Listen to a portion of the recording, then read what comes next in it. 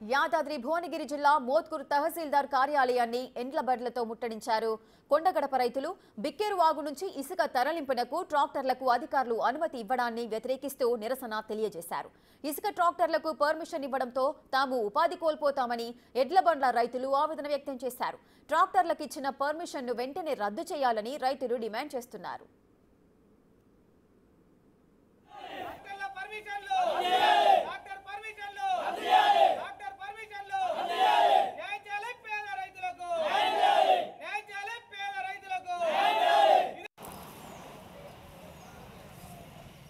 ఈరోజు మోత్కూరు మున్సిపాలిటీ పరిధిలో కొండగడప గ్రామంలో ఉన్నటువంటి రైతులు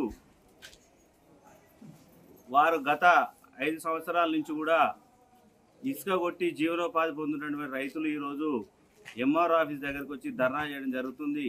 దానికి కారణం ఏంటిదంటే ఇందిరమ్మ ఇళ్ళ పేరుతోటి వాళ్ళు ఎవరైతే కాంగ్రెస్ సంబంధించినటువంటి ట్రాక్టర్ల ఓనర్లకు ఈరోజు పర్మిషన్ తెచ్చుకొని బిక్కేరు మీద స్టే ఉన్నటువంటి దాన్ని కూడా ధిక్కరించి ఈరోజు వారు పర్మిషన్ తెచ్చుకొని ఇసుక కొట్టి వీళ్ళ నోట్లో మట్టి కొట్టే ప్రయత్నం చేస్తున్నారు. దీన్ని తీవ్రంగా ఖండిస్తున్నాం.